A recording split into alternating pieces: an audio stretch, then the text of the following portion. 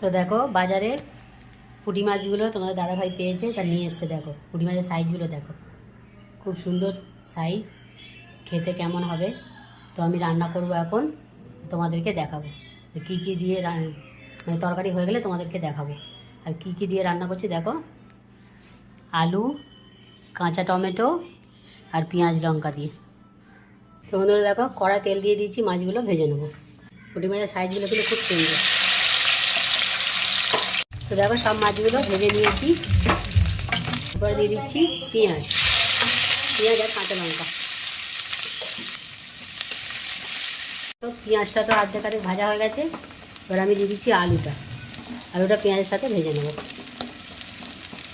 আলুটা তো একটু ভাজা ভাজা করে নিয়েছি। এবারে কাঁচা টমেটোটা দিয়ে দেবো, দিয়ে ভালো করে ভাজা ভাজা করে নেব।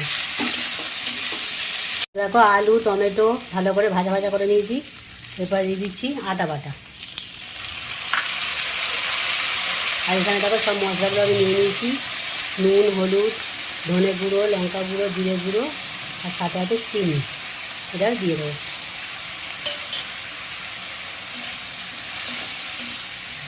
তো দিয়ে ভালো করে কষিয়ে নেবো।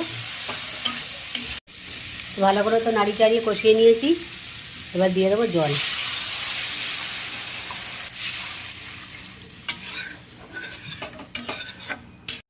তো দেখো আলুটা গলে গেছে। এবার আমি মাছটা দিয়ে দেবো।